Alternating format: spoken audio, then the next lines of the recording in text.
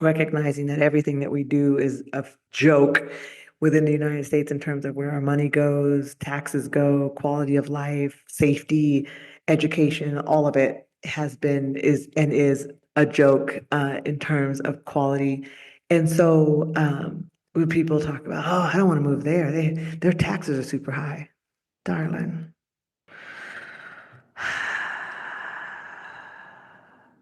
Their taxes are paying for the very thing that you are demanding.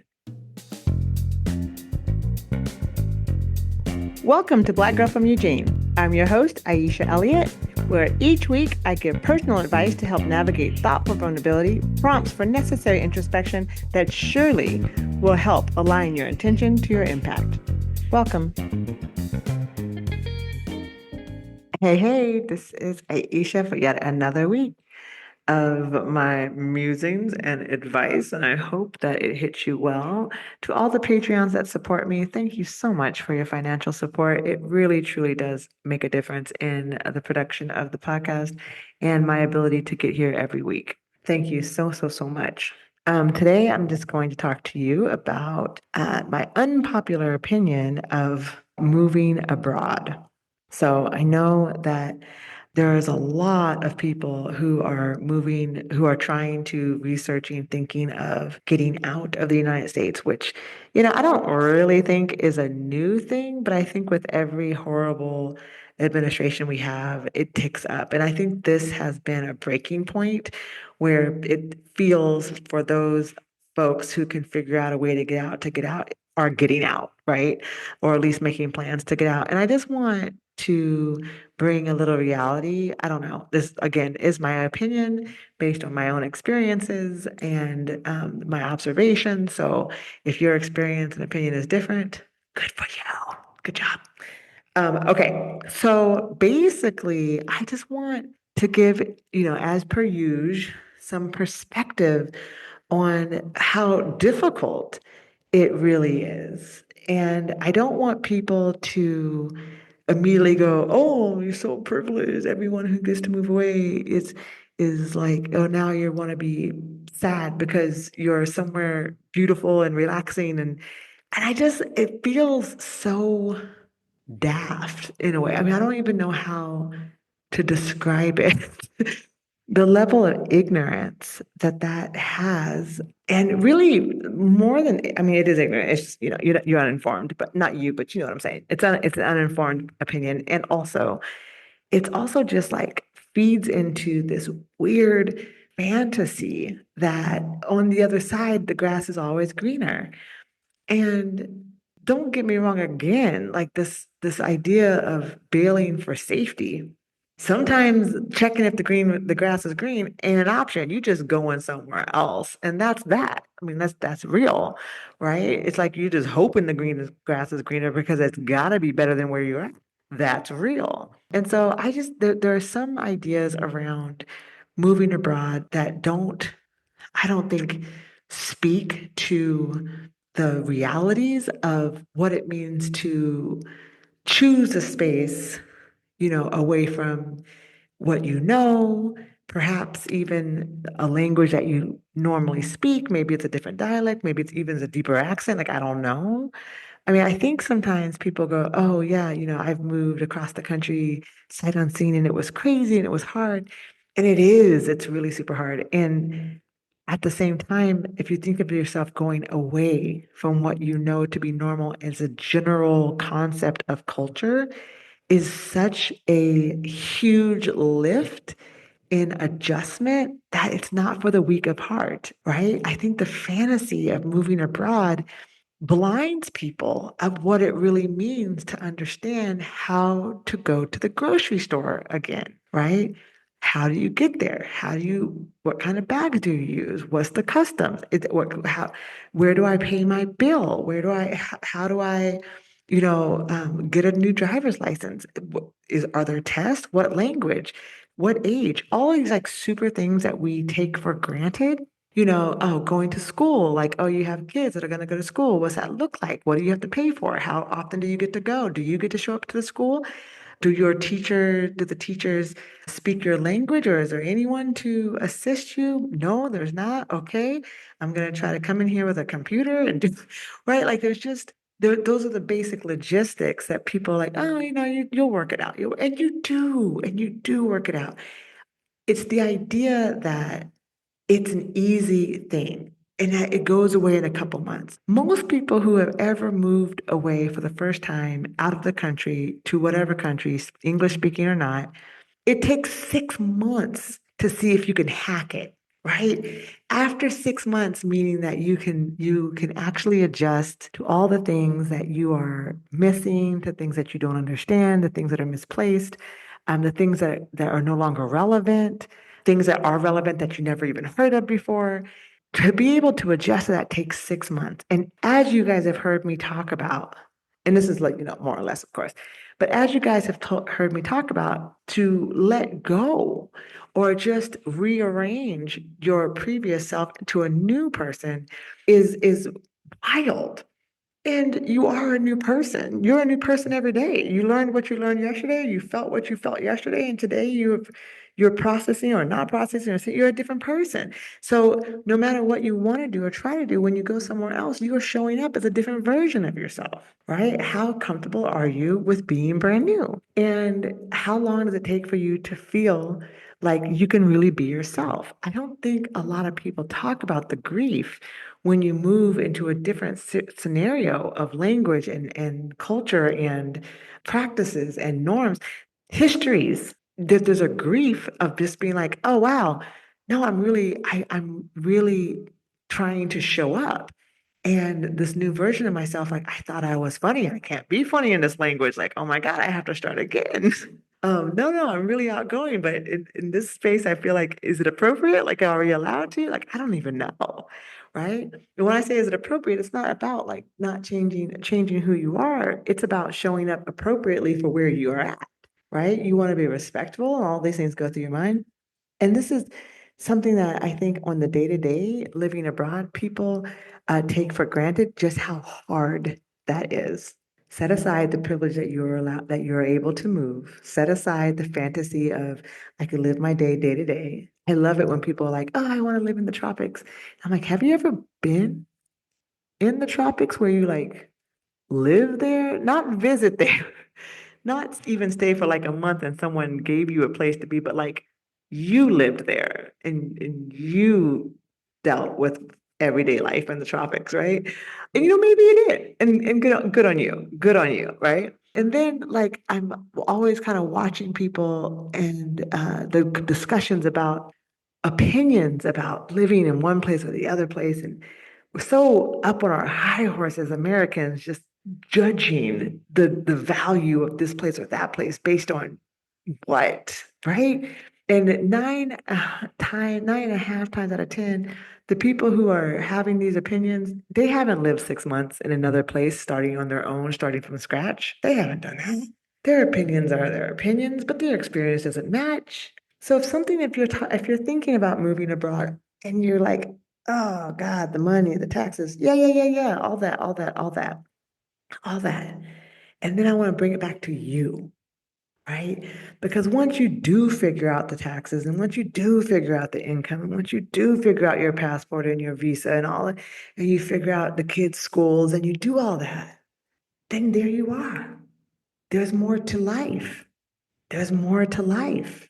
And because you have moved away from what the tension and the squeeze was, doesn't mean that you didn't bring the toxicity with you. And that's also a process. All right. It's also American nervous system. It's just, we are wired, right? It takes months to unwire to release the toxicity. And remember, with every release, there's grief. Can you imagine being sad about being stressed, about leaving stress behind? Or people be like, oh, could never. Trust me, talk to someone who actually got rid of toxicity and went into peace. The first few real recognizable piece of spaces that you're in where you're like, wow, there's no toxicity around me. Those people get bored. We have to reinvent ourselves. We have to say, what do I do with all this space? all this space to be here with myself. Am I an artist? Am I an avid reader? Do I not really want to read? I actually want to dance. Maybe I just need people. Like all of this is crazy that what happens to you when your nervous system actually can unload and not to gear up for the next spike, but to actually unload. It doesn't feel peaceful at first.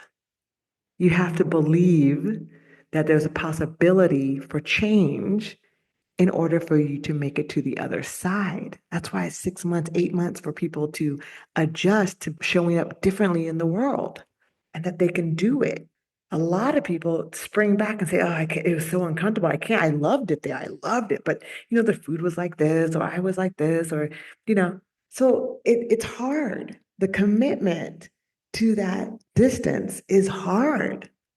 So I just wanted to give those 2 cents to folks who may be considering the idea of like, wow, I can go. I am going to go. And I'm telling you to go if that's what you can do and that's what's real for you.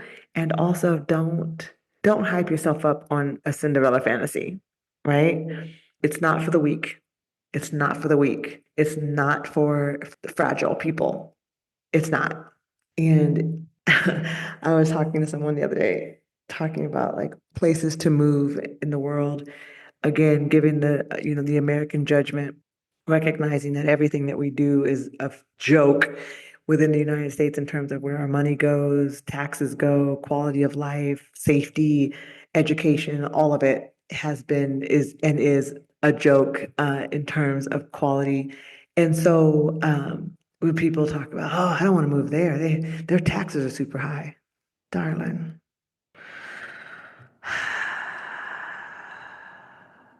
their taxes are paying for the very thing that you are demanding is the idea of quality healthcare, free healthcare, quality education, free education, the quality food that is at low prices, the taxes, wherever you are in the world, pay for those things. But the difference is that their money actually goes to those things, not like in the United States where we can't even tell you where our taxes go because the quality in return, we don't see it. Public health care is not affordable. It is not free.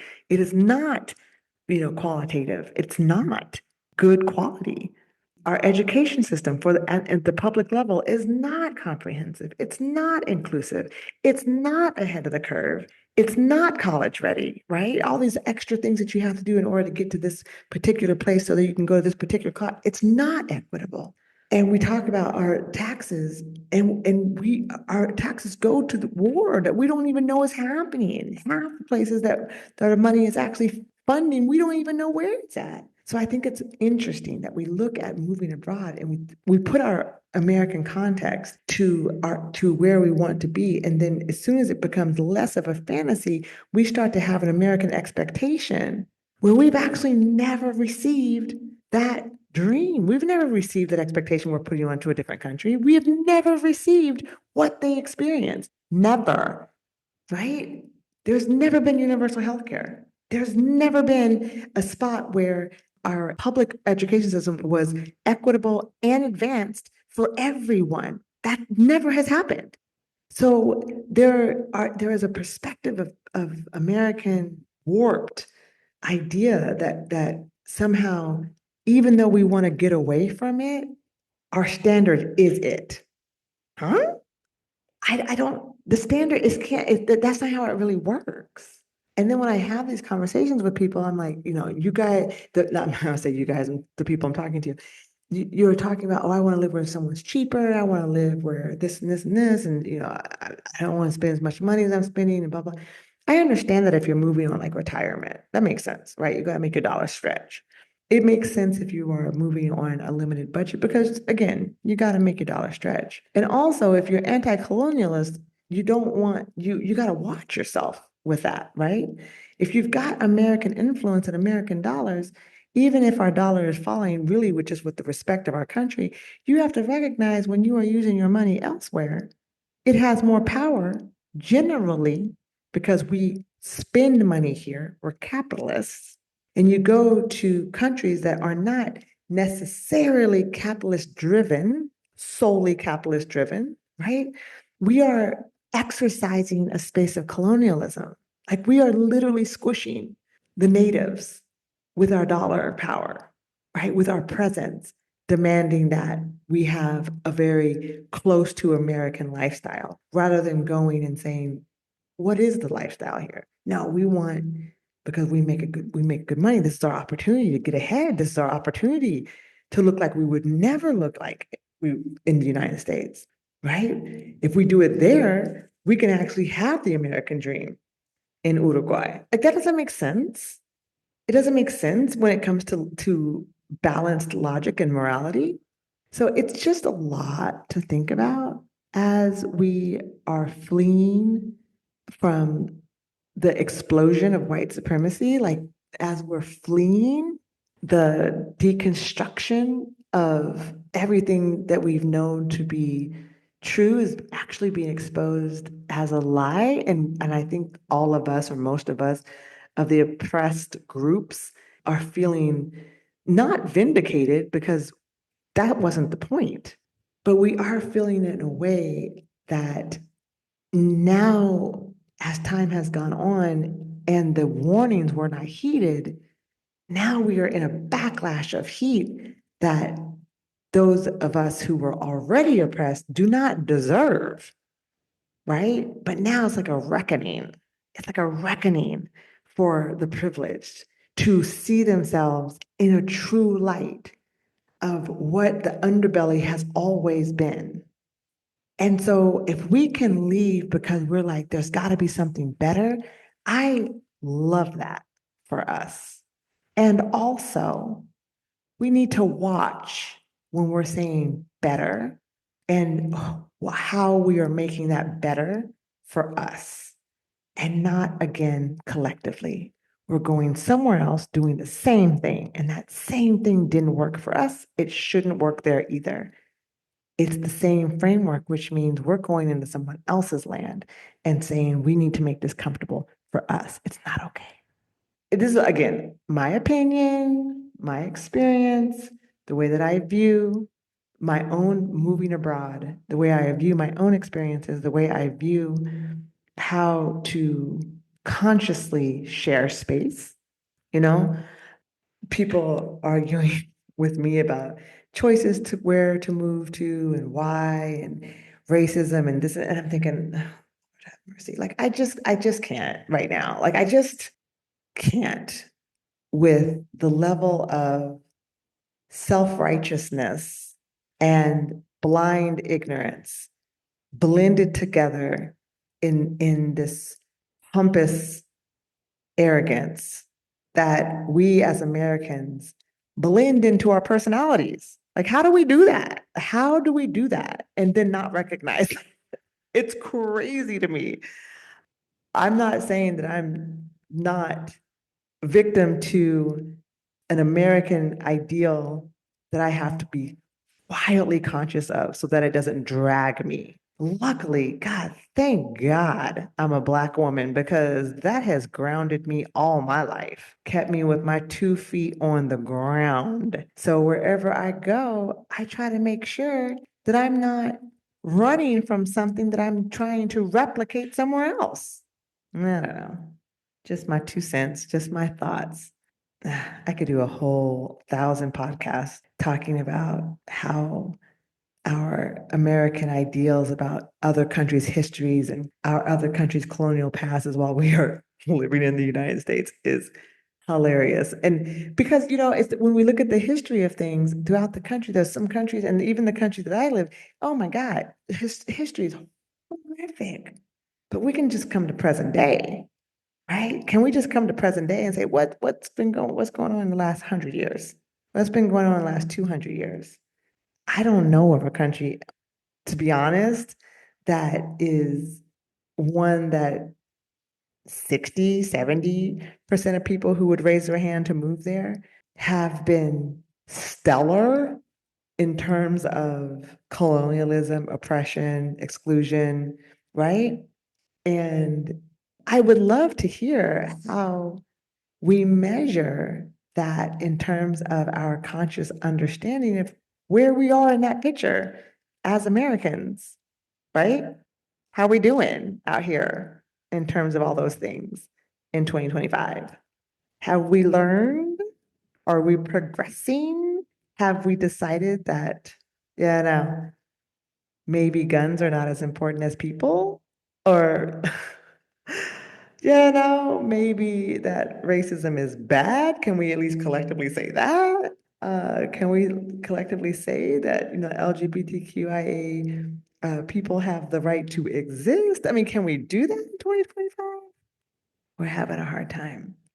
So I don't know. I'm just like trying to put the global scheme of things in a better perspective. I'm watching the continent of Africa and different countries within it liberating themselves from France. And it's so beautiful to see like something that like in my lifetime, in my short 48 years, I didn't know they would be able to do. Like just from my ignorance of understanding the ability for, and what the barriers were for the cultivation and innovation of Africa, barriers being corrupt government and money and these things.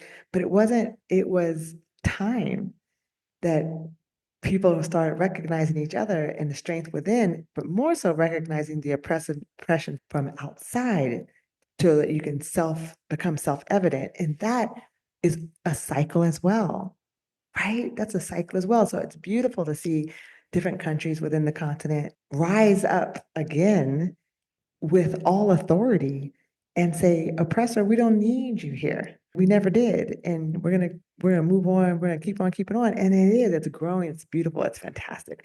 People are starting to learn about each other. We're starting to learn more about the continent. We're starting to learn more about the opportunities.